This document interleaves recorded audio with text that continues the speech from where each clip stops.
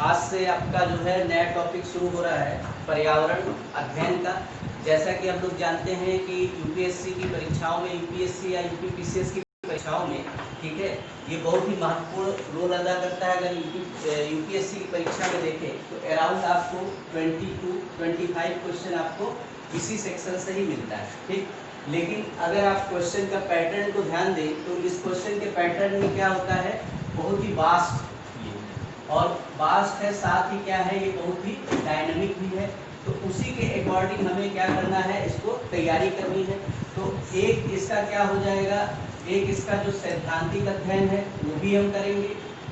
दूसरा क्या करेंगे, इसका जो व्यवहारिक पक्ष है, व्यवहारिक पक्ष हो गया।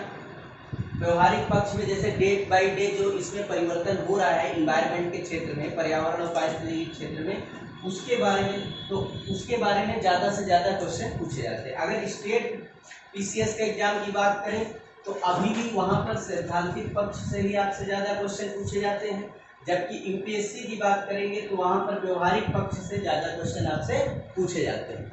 तो इसी के अकॉर्डिंग, इसी को ध्यान रखते हुए हम लोग क्या करेंगे, सैद्धांतिक को भी पढ़ेंगे और उसके साथ साथ इसके व्यवहारिक पक्ष को। तो जहाँ तक आपका लेक्चर चलेगा तो टिल डेट तक जो भी करंट हो चुका है, उसमें जो भी घटनाएं हो रही हैं डे बाय डे, वो हम आपको क्या करते रहेंगे, ऐड करते रहेंगे। लेकिन इतने से ही आपका काम नहीं चलेगा। जब आपका क्लास खत्म हो जाएगा या क्लास चलता रहेगा, उस दौरान भी आपको खुद भी इसमें वर्क करना पड़ेगा। ये सिर्फ मेरे वर्क से तैयार नहीं हो सकता। जैसे कुछ विषय हैं जहाँ पर आपको हमेशा तैयार रहना होता है, जैसे पॉलिटी का सेक्शन है। पॉलिटी में भी क्या होते हैं, विभिन्न, जैसे सुप्रीम कोर्ट में डिसीजन आते रहते हैं, सरकार नई पॉलिसीज बनाती रहती है, तो वहाँ पर आपको हमेशा क्या होना रहेगा, तैयार रहना पड़ता है। उसी तरह से ये भी सेक्शन है, इसमें डे बाय डे विभिन्न तरह की रिपोर्ट्स आती रहती हैं, उनको आपको अध्ययन करना है, ठीक है। विभिन्न तरह के समझौते होते रहते हैं, उनको आपको अध्ययन करना है, ठीक है। तो पूरा इसमें आपको खुद भी मेहनत करना पड़ेगा बराबर। और कैसे करना है उस पक्ष को कौन बताएगा, हम बताएंगे, ठीक है। तो सबसे पहले एक बार इसका सिलेबस को हम देख लेते हैं, उसके बाद हम मेन टॉपिक को क्या करेंगे, शुरू करेंगे।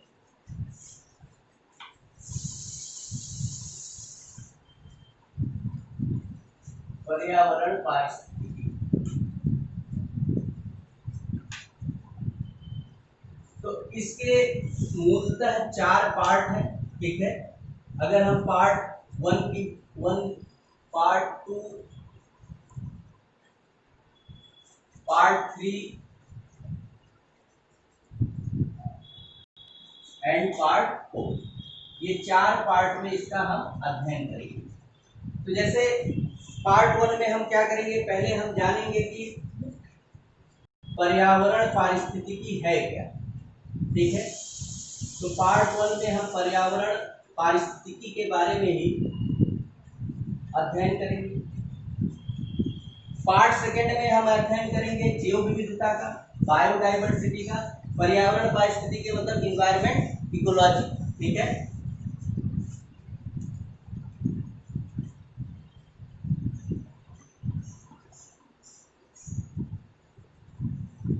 दूसरा इसका सेक्शन होगा जैव विविधता का, बायोडाइवर्सिटी, ठीक। तीसरा, जो यहाँ पर हमने पर्यावरण के बारे में जान लिया, यहाँ पर जैव विविधता के बारे में जान लिया, अब हम इसमें थर्ड पार्ट में जलवायु परिवर्तन के बारे में जानेंगे।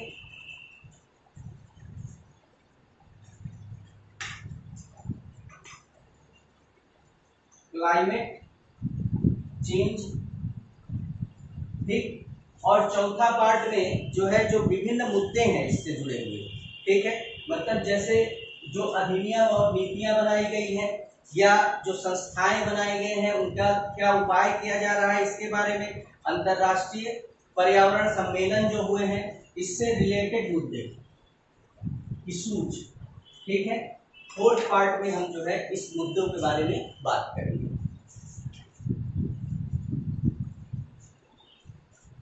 तो ये 4 आपका मूल सेक्शन होगा, ठीक है। और इसी मूल सेक्शन में ही क्या होंगे, फिर सब पार्ट्स के रूप में हम इनका क्या करेंगे, अध्ययन करेंगे। तो जैसा अब मैं क्या करूँ, इसको मिटा रहा हूँ, ठीक है। और पार्ट 1, पार्ट 2, पार्ट 3 में क्या क्या हम पढ़ेंगे उसको हम देखते हैं। लिख लीजिए जल्दी से इसको।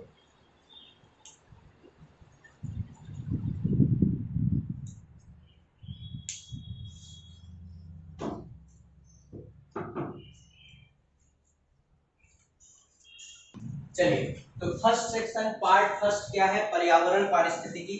इसमें हम लोग 8 टॉपिक पढ़ेंगे, जिसमें पहला पढ़ेंगे कि हम समझेंगे कि पारिस्थितिकी होता क्या है। ठीक है, इसमें हम देखेंगे कि पारिस्थितिकी है क्या, इकोलॉजी के बारे में जानेंगे। ठीक, उसके बाद हम देखेंगे इसमें पारिस्थितिक तंत्र के कार्य क्या क्या है।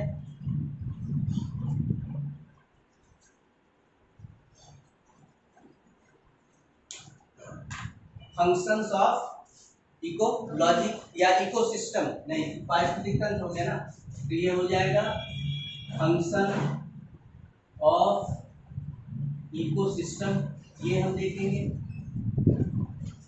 पारिस्थितिकी तंत्र के कार्य। तीसरा हम देखेंगे पार्थिव या भौमिक पारिस्थितिक तंत्र क्या है। टेरेस्ट्रियल इकोसिस्टम क्या होता है, टेरेस्ट्रियल इकोसिस्टम के बारे में यहाँ हम जानेंगे। चौथा हम पढ़ेंगे जलीय पारिस्थितिक तंत्र।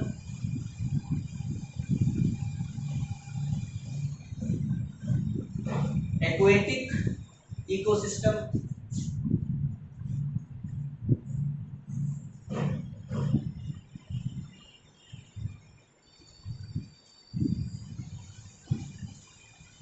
फिर इसमें हम पढ़ेंगे पर्यावरणीय प्रदूषण, क्योंकि ये भौतिक पढ़ लिए, जलीय पारिस्थितिक तंत्र पढ़ लिए, तो इसमें कैसे प्रदूषण होता है इसके बारे में जानेंगे। पर्यावरणीय प्रदूषण, इन्वायरमेंटल पॉल्यूशन।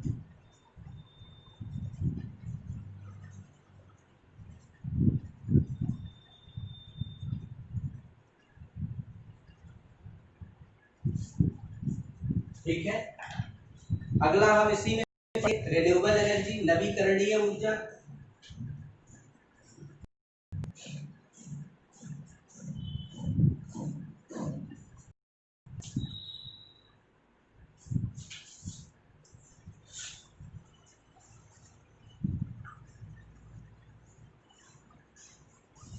अगर पर्यावरणीय प्रदूषण हुआ तो उसका उपाय निदान हम किस तरह से कर सकते हैं, नवीकरणीय ऊर्जा के माध्यम से कर सकते हैं, तो इससे रिलेटेड।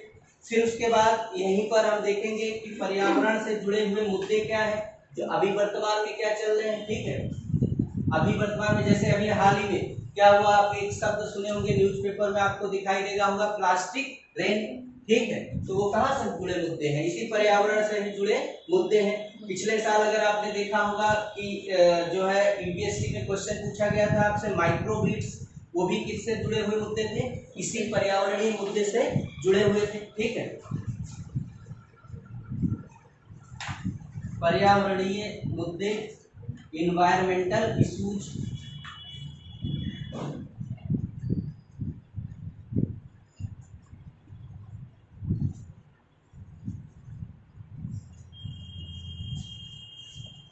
ठीक, इसके बाद जो आपका एक टॉपिक है पर्यावरण प्रभाव आकलन, ये भी आप इसमें पर्यावरणीय प्रभाव आकलन,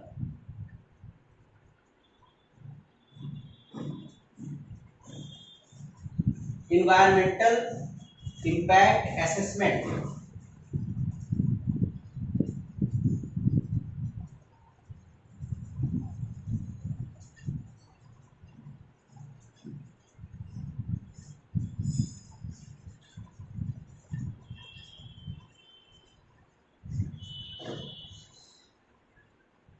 जैसे कोई सरकारें जो है विभिन्न तरह के योजनाएं बनाती हैं, कहीं पर डेवलपमेंट वर्क कर रही है या खनन से संबंधित मुद्दे चल रहे हैं। जैसे कहीं पर एयरपोर्ट, जैसे आपको याद होगा कि मुंबई में क्या एक नया एयरपोर्ट बनाने की बात चल रही थी, तो उसके लिए जो है उस समय कांग्रेस की गवर्नमेंट थी, तो बार बार उसका जो है इन्वायरमेंटल इम्पैक्ट असेसमेंट के बेसिस पर उसको क्या कर दिया गया था, ठुकरा दिया गया था। ठीक, उड़ीसा के जैसे नियामगिरी के जंगलों में बाद में उसको मतलब पॉस्को का जो कारखाना था वो खुलना था, तो वहां पर भी उसको क्या किया गया, पहले रोक दिया गया, बाद में जाकर उसको अनुमति दी गई। तो जो मतलब आप अगर डेवलपमेंट कर रहे हैं तो उसका हम ये देखते हैं कि पर्यावरण पर को कितना नुकसान पहुंचाते हुए वो डेवलपमेंट हो रहा है। अगर वहां उससे मिलने वाला लाभ, ठीक है, पर्यावरणीय नुकसान से कम है, ठीक है, तब हम वो परियोजना को मंजूरी नहीं देते। लेकिन अगर हमें मिलने वाला लाभ जो होता है वो पर्यावरणीय नुकसान से ज्यादा है, तब हम उस ऐसी परियोजनाओं को क्या करेंगे, अनुमति प्रदान करेंगे। उसके लिए साथ ही साथ बहुत सारे गाइडलाइंस हैं कि अगर उस क्षेत्र में आप ऐसा कुछ काम कर रहे हैं तो आपको क्या क्या उपाय अपनाने पड़ेंगे। अगर आप पेड़ काट रहे हैं तो उसके बराबर आपको पेड़ का क्या करना पड़ेगा, वहां पर लगाना पड़ेगा। ठीक है, वो सारे काम के लिए क्या किया जाता है, पर्यावरणीय प्रभाव आकलन के आधार पर ही अनुमति दी जाती है या अनुमति रद्द की जाती है। तो ये हम ये पढ़ेंगे आप पर्यावरण पारिस्थितिकी में। ठीक है, अब दूसरा सेक्शन जो है पार्ट 2 लिखिए। ठीक है, सेकेंड सेक्शन में हम देखेंगे जैव विविधता, बायोडायवर्सिटी के बारे में जानेंगे।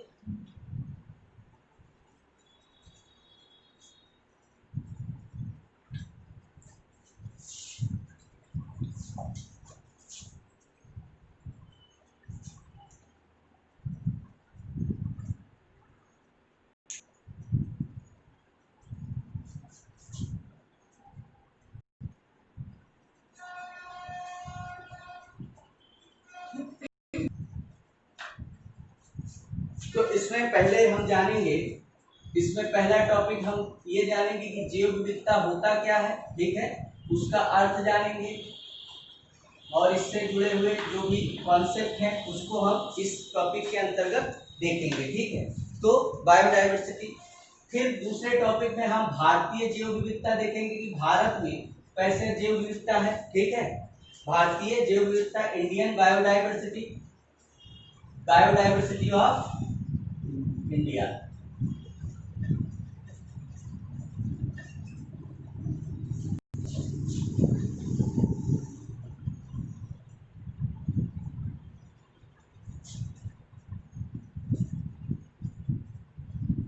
ठीक, फिर तीसरा, जैसे 1972 में वन्य जीव संरक्षण अधिनियम लाया गया, उस अधिनियम के अंतर्गत कई सारे संरक्षित जीव का क्या किया गया, कैटेगरीज बनाई गई, उसके बेसिस पर उनका संरक्षण किया जाता है।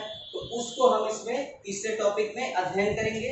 तो तीसरा है भारतीय वन्य जीव संरक्षण 1972, वन्य जीव संरक्षण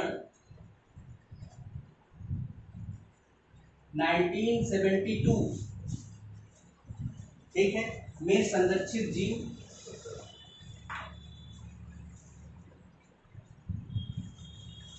ठीक है, शेड्यूल्ड एनिमल्स ऑफ,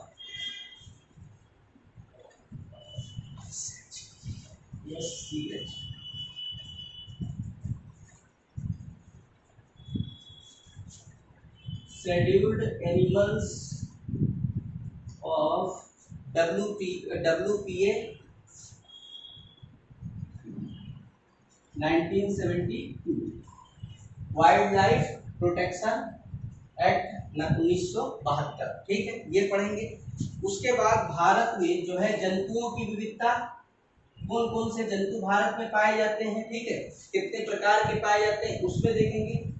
तो भारत में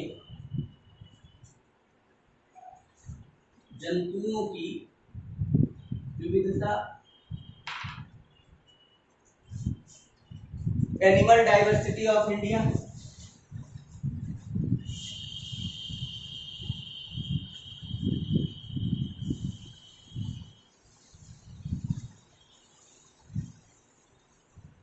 ये जानेंगे। इसी तरह से भारत में जो पौधों की विविधता है, ठीक, भारत में पादप विविधता,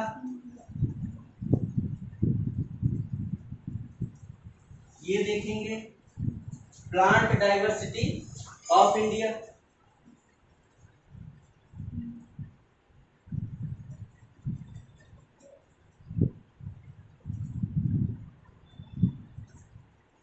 ठीक,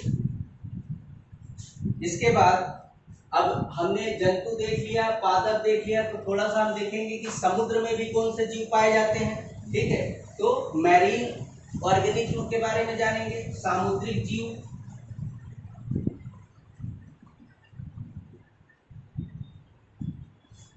देख रहे हैं कितना वास्ट है इसका सिलेबस, सब कुछ आपको जानना है।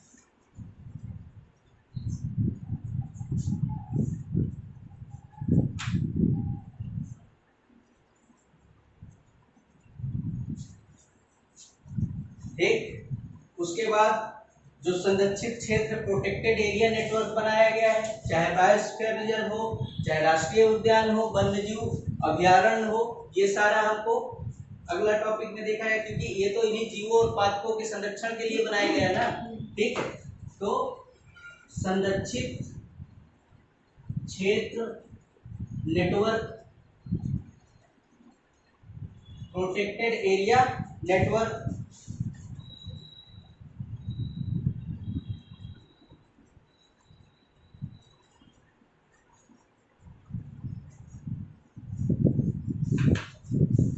और इसमें अगला पढ़ेंगे कि इनके जो है संरक्षण के लिए क्या प्रयास किए गए। ठीक है, संरक्षण प्रयास,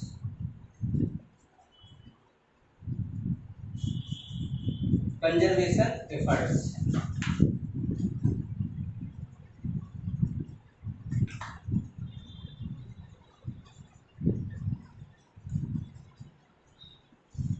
ठीक, ये हम लोग देखेंगे जैव विविधता के अंतर्गत इतने सारे टॉपिकों को हम देखेंगे। ठीक, पार्ट 3 में अब हम देखेंगे भारतीय क्या। अब हम जो है पार्ट 3 में आ गए, और पार्ट 3 क्या है, जलवायु परिवर्तन है।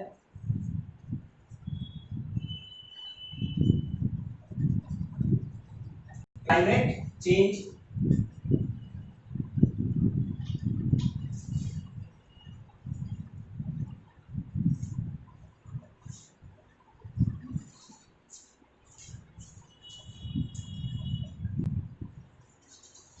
तो जलवायु परिवर्तन में सबसे पहले टॉपिक में हम जानेंगे कि जलवायु परिवर्तन होता क्या है। ठीक है, इसके बारे में हम जानेंगे। तो क्या है, सभी टॉपिक में हमने पहले उसके बारे में जानने का प्रयास किया है, तो उसी तरह से इस टॉपिक में भी हम देखेंगे कि जलवायु परिवर्तन क्या है, उसके बारे में समझेंगे। ये आपका सबसे इम्पोर्टेंट पार्ट है, क्योंकि ये केवल इन्वायरमेंट का सेक्शन नहीं होगा, बल्कि ऐसे में भी आपका एक ऐसे यहाँ से आएगा ही आएगा, वो 110% फिक्स है। चाहे आप पीसीएस दे रहे हो या आईएएस दे रहे हो, तो ये आपका सबसे मोस्ट इम्पोर्टेंट सेक्शन है, और इसको आप तभी जान पाओगे जब आप पारिस्थितिकी सही से पढ़ लोगे। ठीक है, जो पहला सेक्शन है वो अच्छे से कंप्लीट करोगे, दूसरा सेक्शन अच्छे से कंप्लीट करोगे, तो थोड़ी चीजें वहां से जुड़ेंगी, लेकिन फर्स्ट पार्ट 1 से ये ज्यादा जुड़ा हुआ है। इसी में पढ़ेंगे हम सामुद्रिक अम्लीकरण, जो एसिडिफिकेशन हो रहा है ओशंस का, वो क्या है, सामुद्रिक अम्लीकरण ये जानेंगे। Ocean acidification, ocean.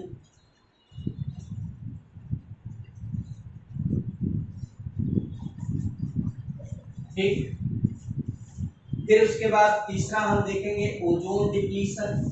ठीक है, ओजोन रिक्तीकरण।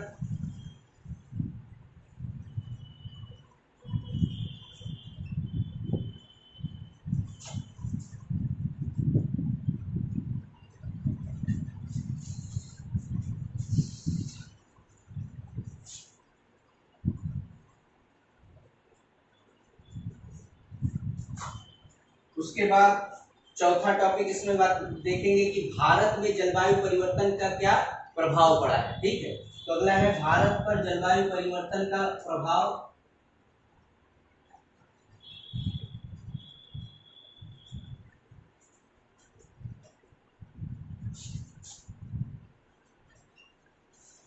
ठीक है, impact of climate change in India, impact of climate change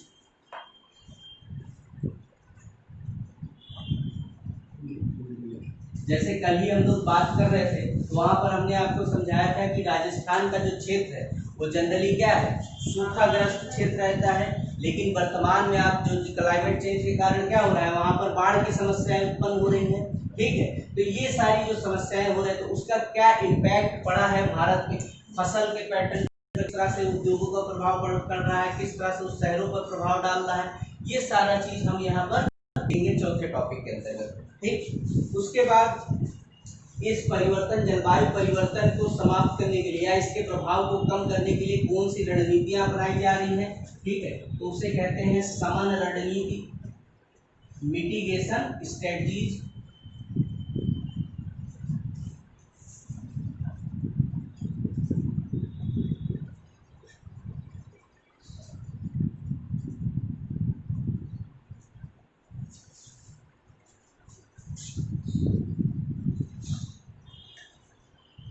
ये देखेंगे हम लोग। ठीक है, अगला टॉपिक देखेंगे कि भारत और जलवायु परिवर्तन। इसका मतलब हुआ कि जो जलवायु परिवर्तन हो रहा है भारत में वो किस किस कैसे किस किस दिशा में मतलब दिखाई दे रहा है, कहाँ पर क्या मतलब यहाँ पर हम देख रहे थे उसका इम्पैक्ट क्या पड़ा है। भारत और जलवायु परिवर्तन का मतलब है कि भारत ने क्या किया है इस क्षेत्र में जलवायु परिवर्तन से निपटने के लिए, ये देखेंगे हम भारत और जलवायु परिवर्तन में।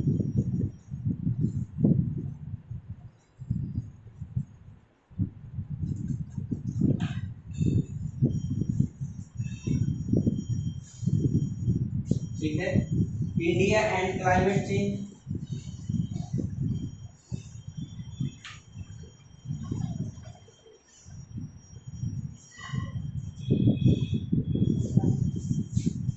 ठीक, अब जलवायु परिवर्तन के लिए जो ऑर्गेनाइजेशंस का निर्माण किया गया उसके बारे में जानेंगे। तो अगला टॉपिक है जलवायु परिवर्तन संगठन।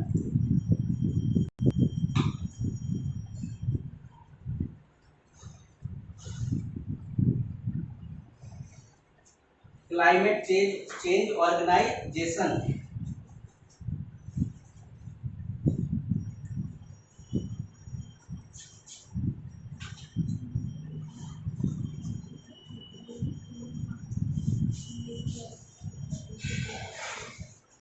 ठीक है, ये आपका पार्ट 3 हो जाएगा। ठीक है, अब आते हैं पार्ट 4 पर। जो इशूज है, इशूज का मतलब वर्तमान स्थिति हो गया, प्लस इसके लिए जो अधिनियम बनाए गए हैं या नीतियां बनाई गई हैं, जो संस्थाएं बनाई गई हैं। ठीक है, पूरा मतलब चाहे जितने भी क्षेत्र में, चाहे हम जैव विविधता के बारे में बात करें या जो है हम जो है पर्यावरण और पारिस्थितिकी के संरक्षण की बात करें, तो सब के लिए पूरे के क्षेत्र में उससे जुड़े मुद्दों के बारे में हम अध्ययन करेंगे। ठीक,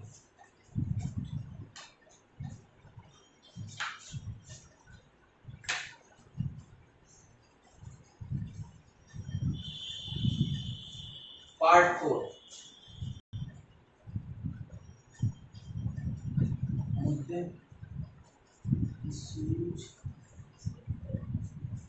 तो सबसे पहले हम देखेंगे यहाँ पर इसके क्षेत्र में क्या एक्ट एंड पॉलिसीज बनाई गई, अधिनियम एवं नीतियां।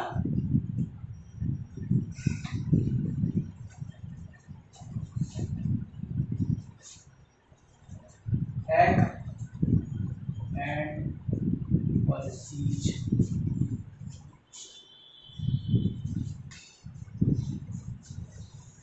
ठीक है, दूसरा हम यहाँ संस्थाएं और उनके द्वारा किया गया उपाय क्या क्या किया गया है, कौन कौन सा संस्थाओं का निर्माण किया गया है, संस्थाएं एवं उपाय। ठीक है, institutions and measures, institutions and measures.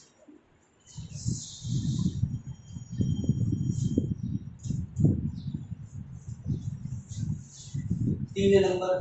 उसके बाद तीसरा पर्यावरण जो संगठन है उसके बारे में जानेंगे, पर्यावरणीय संगठन, इन्वायरमेंटल ऑर्गेनाइजेशन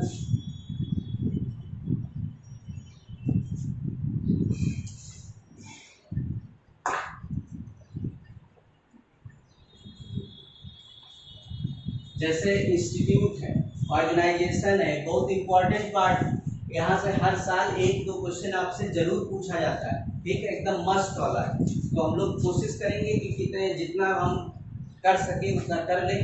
साथ ही साथ आप लोग भी अवेयर रहिएगा, जो करंट में जितने भी संस्थाओं के आप नाम सुनते हैं उनको आप हमेशा क्या करते रहिएगा, ऐड भी करते रहिएगा, क्योंकि एक साथ उतने सारे संगठन को कराना पॉसिबल नहीं है। आप भी उसके लिए हमेशा लगे रहेंगे, ठीक है।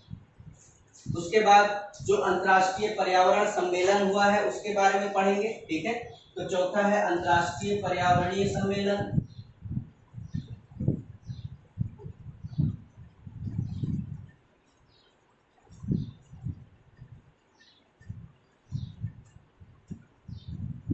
चाहे वो जोन डिप्लीशन के लिए हो, चाहे जो है जैव विविधता के लिए हो, चाहे एनवायरनमेंट के जैसे अर्थ समिट हो गया, ठीक है, ये सारा। तो उनके अंतर्गत जो प्रोटोकॉल्स लाए गए या जो उनके अंतर्गत संधियां, समझौते या संगठनों का निर्माण किया गया, सब हम इसमें पढ़ेंगे, ठीक है।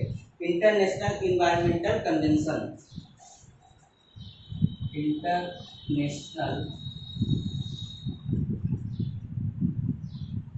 इन्वायरमेंटल कन्वेंशंस, ये हम पढ़ेंगे।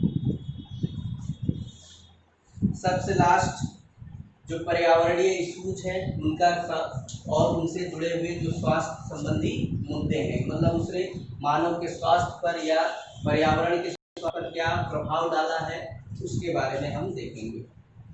तो सबसे लास्ट पर्यावरणीय मुद्दे एवं स्वास्थ्य प्रभाव।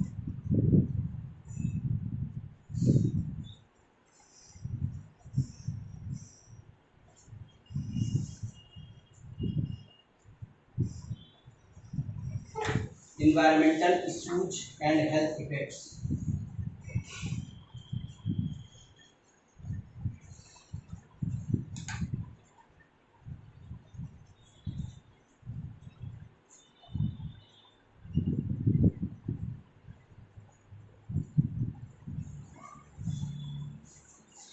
तो लगभग सारी चीजें इसमें आपका इंक्लूड कर दिया गया है।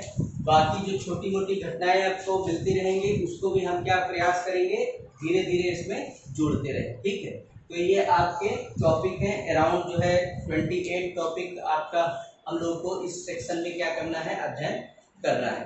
तो हम एकदम शुरू से शुरू करेंगे, जो कि हम अगले वीडियो में देखेंगे, ठीक।